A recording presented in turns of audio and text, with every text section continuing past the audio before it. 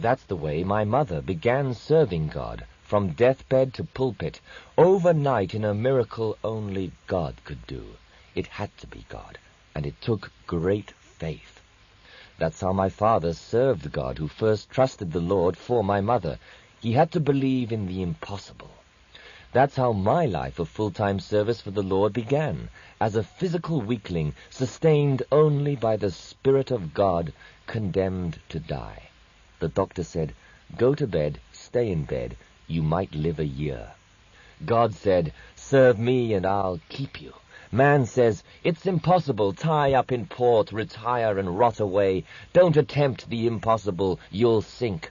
God says, "Launch out into the deep, cast forth thy nets, and I'll give you such a draught there'll not be room enough to hold it. I'll give you the biggest load you ever had when you were all ready to sink without any load." Man says, "Look at the waves, look at the wind, look at the storm, look at the condition of your vessel. You can't do it." God says, "Look at me. With men it is impossible. With God nothing shall be impossible. And all things are possible to him that believeth." We started our life and ministry on impossibilities. Like Abraham, we went out not knowing whither we went. We forsook the system, and we didn't know where to go. But God led us by the hand step by step. Each decision we made alone, over the opposition of friends and family and relatives. But God had said he would open a door that no man could close. Man didn't open it. God did. He also said he would close doors that no man could open, no matter how hard we tried. Even when sometimes our faith failed us and we tried to go back, he slammed the door in our face. For though we are faithless, yet he remaineth faithful. He cannot deny himself. When we launched the 13 years of our nationwide TV ministry that reached millions with the gospel, it was a decision we had to make alone, and a ministry we had to fight alone most of the time, against all odds, even those with whom we were working, even to the forsaking of wife and children and home, even at a greater cost than I can tell you here. When we launched this youth ministry, we went into it together, but it was a decision I had to make alone. It was a vision God gave me alone in the beginning, and I personally had to have the faith for it. God followed it with encouragement and confirmation and provision, but I started alone with nothing but him. When, after the death of my mother in California, the Spirit of God rose up within me one night in public declaration of war on the religious system, it was a decision that was made suddenly, in a split second, on the spur of the moment, on my feet, unexpectedly and by surprise, with no time to counsel and confer with anyone but God. I openly declared war on the hypocritical old bottles of the religious system who were lined up on the back seat, and I cast in my lot with the outlaws, drug addicts, maniacs, and the younger generation, and a traitor to my own. It was my moment of truth, and I'm glad I did it, and God has never failed me. I made the decision in a flash as I turned toward the audience under the inspiration of God alone, and I let that back row have it with both barrels. I raved like a madman. I cast myself upon the mercy of God and the kids, and they both loved it. But the system walked out on me. But the little girl newspaper reporter that God saved there that night turned on too, and that resulted in the first front-page publicity of our first attack on the system with our message, decided on alone, only with the help of God, and to the horror of some of our friends and family. Just before we launched into that great year of ministry on the road, we received most of our instructions alone from God, with only a scribe present to record it. I was even afraid to tell the people what God had said. It sounded so crazy. But I had to do it alone. Nobody else could do it for me. I had to make the decision and take the step of faith myself, regardless of the consequences, not knowing how they would react or if others would follow. But they did, thank God, and we had a tremendous year of witnessing which echoed around the world and still echoes, the full results of which we will only meet in eternity. When God first told us to live like this, when he first showed us this plan of living and working together for his glory, I couldn't understand it. I couldn't see how we'd have much time for witnessing. It would take so much time to live. But God said the way we lived would be such a witness that they would come to us. And great would be the company of those that published it, as they have done in newspapers, magazines, radio, and TV around the world. Remember, we didn't know how great the effect was going to be. Your leadership had to make that decision on naked faith in God's word, that God would do what he said, against all reason and natural circumstances. Imagine 100 people traveling together on the road by faith, and the hippie generation at that, facing innumerable enemies and obstacles and hardships, but God brought us through, and we won the victory. But we had to make the decision, every one of us, alone, or we wouldn't be here. According to your faith, be it done unto you. We are living here now by faith, against many problems and obstacles, but every one of you had to make that decision yourself, on your own, alone, with God. You made the choice personally, or you wouldn't be here, because nobody is keeping you here, and you don't have to stay here if you don't want to. Husbands have even forsaken their wives, and wives their husbands, and parents their children, and children their parents to follow God. But you had to make the final decision of faith yourself, to live or die for God. You had to make the choice. It had to be your choice, or it would be no good, or you couldn't stand. If you're trying to coast along on someone else's faith, forget it. They'll let you down sooner or later. You better stand on your own 2 feet before God now, and remember, it is your choice that you're here. You made the decision to follow God. Not even God could make it for you. Many are called, but few are chosen, because so few choose his way. God is now revealing to us some amazing things about our future, which are hard to believe, and some of us are having a struggle to believe it, a fight of faith, including me. God has revealed some things which are almost frightening, so miraculous they seem impossible, so supernatural they seem unbelievable. But if someone does not take action on it and make a decision, even be willing to stand alone in a stand of faith, if we are not willing to act by faith on what God has shown us, it could never happen. Like the multitude of promises God made to Israel, which didn't happen for thousands of years because of their lack of faith. Somebody has to decide to trust God, like the spies in the wilderness. Somebody has to be willing to be the pioneer. Somebody has to be willing to take that first step of faith in that direction, to take the initiative because of the vision, and take it alone if need be, regardless of the cost. That's a decision that I personally am making at this very moment. Probably the greatest decision in my life, with the greatest consequences, with the greatest cost, and in the face of the greatest odds and seeming impossibilities. If it's not of God, it could be the greatest mistake of my life, and could nearly wreck us. Only God's vision and word to go on. I can only answer with faith alone. But it could be the greatest witness of anything we've ever done, and cost us our lives in the bargain. But somebody has to take the first step of faith in that direction to make it come to pass. Somebody has to show he believes it.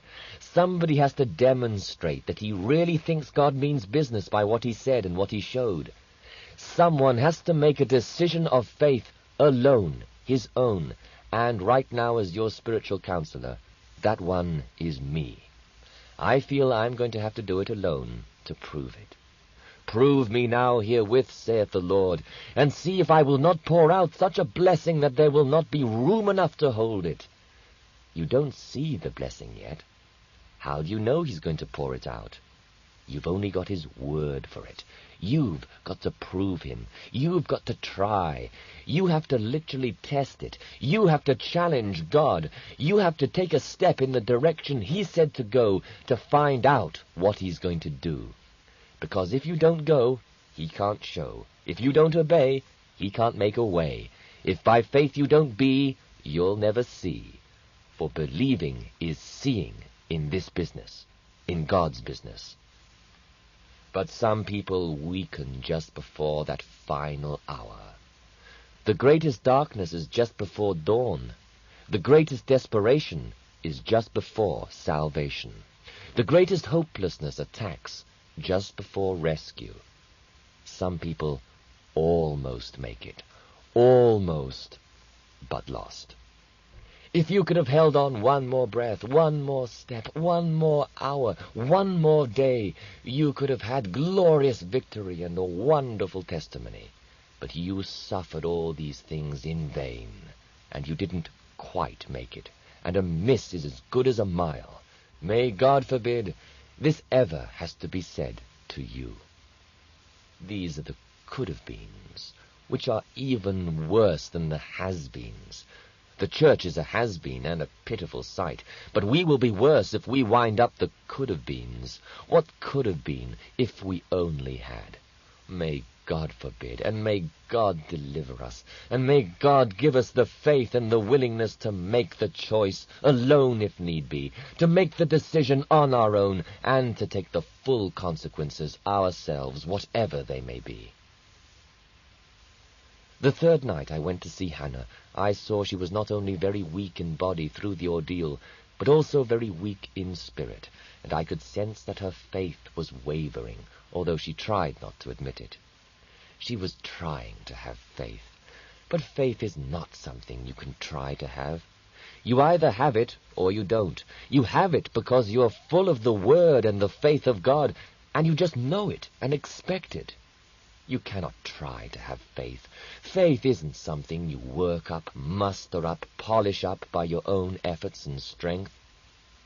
When my mother was dying, she nearly killed herself trying to have faith.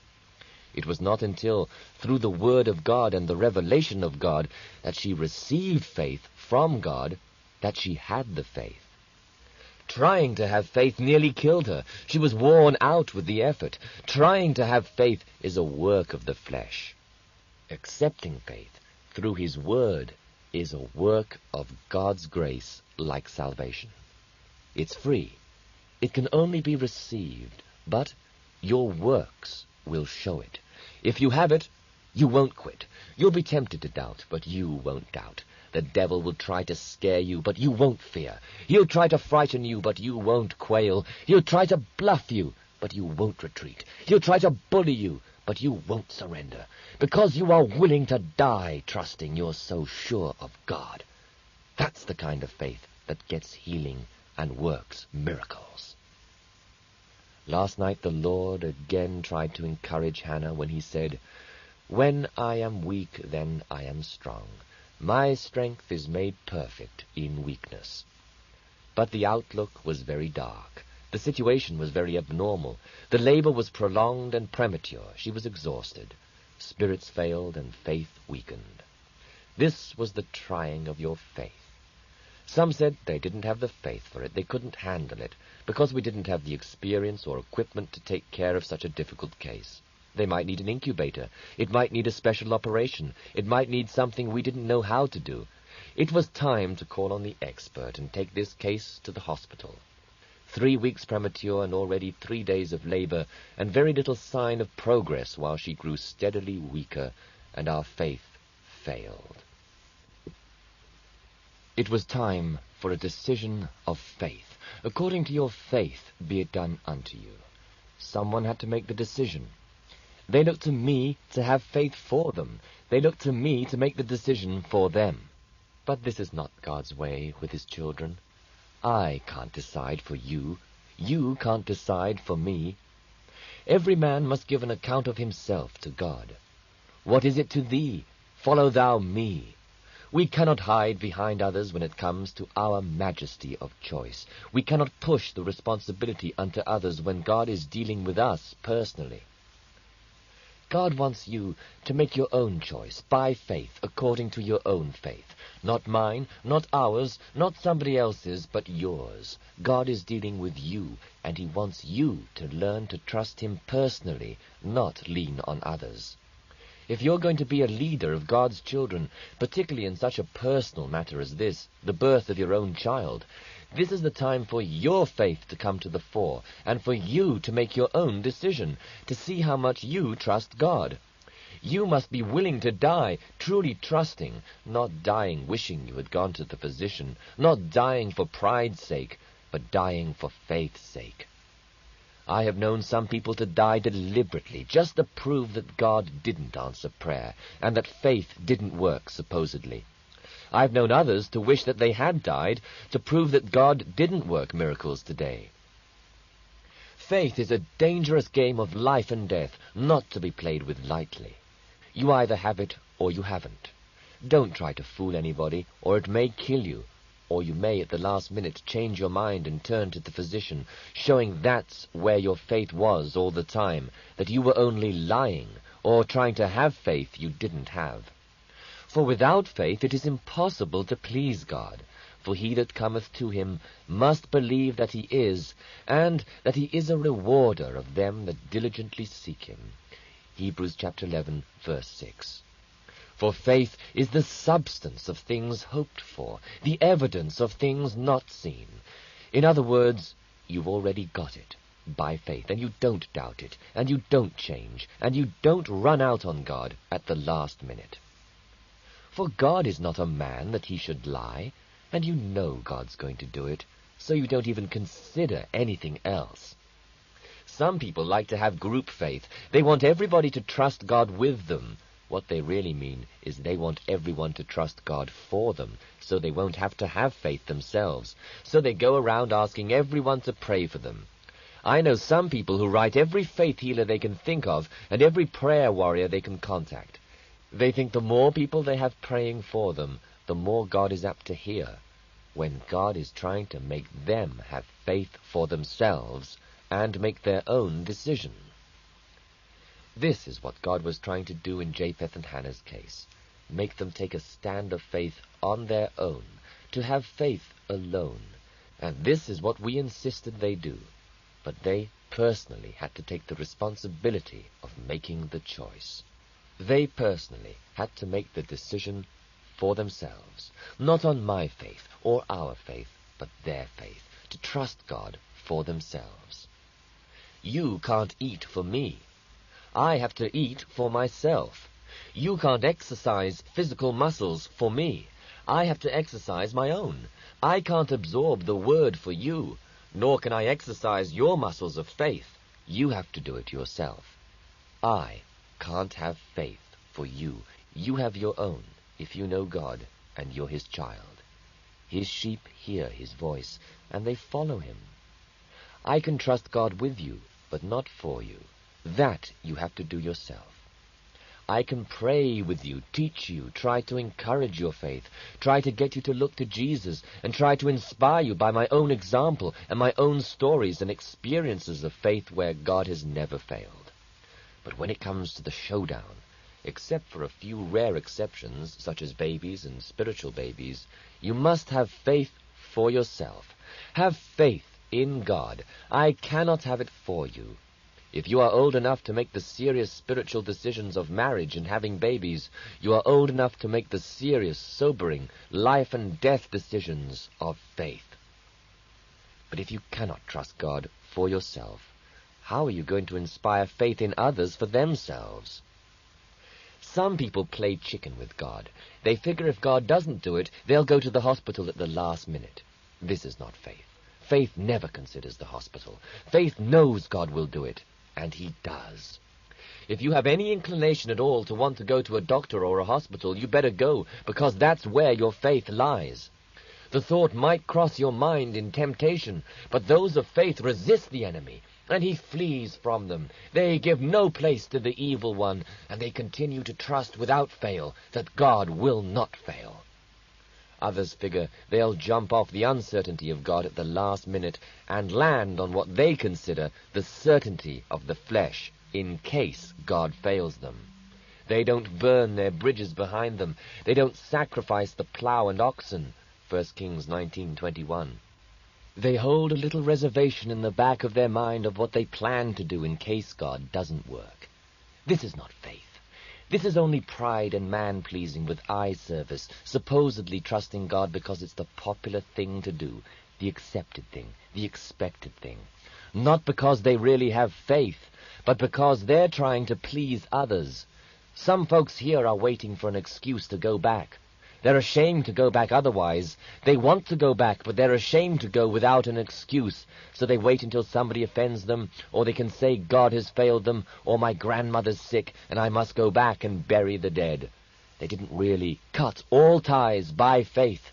They still have a few strings attached, a few things they're holding on to. The truly faithful have totally and utterly cut themselves off from the rest of the world, the ecclesia of God, the separated ones who have burned all their bridges behind them and cannot go back. These are the ones who are faithful to the end, who attain to the crown of life.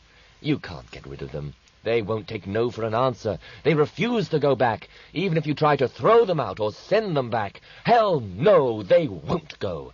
This is where they belong. They'll die trying to stay here. But those whose faith is only a proud pretense will chicken out when the going gets rough and it looks like all is lost. They jump off the ice floe just as the crown is descending. They leap off the boat when they think it's about to sink. But the captives of faith would rather go down with the ship if such be the will of God, knowing that God is able to raise it again if need be. Fair weather faith is no faith at all. Real faith endures the storm, even when it looks like you're sinking. Real faith stands his ground when all else fails and all others desert, even if he has to go it alone. Real faith never quits, never gives up, never stops, and therefore can't be stopped, for God is with such faith. Real faith will pay any price, suffer any sacrifice, die any death. You cannot stop the man of faith. You cannot dissuade him. You cannot divert him. You cannot stop him. He'll go on with or without you, or right over you if necessary. For this is the victory that overcometh the world, even your faith. If it comes to that, all he needs is God. With that kind of faith in God, you can go anywhere and do anything, for all things are possible to him that believeth. But without faith, it is impossible to please him. What kind of faith do you have? How far are you going to go with God? Are you going to get off at the last minute? Having run well, are you going to suffer so many things in vain and lose your reward? Or are you going to endure to the end? He that endureth to the end, to him will I give a crown of life. What kind of faith do you have? What more can I say?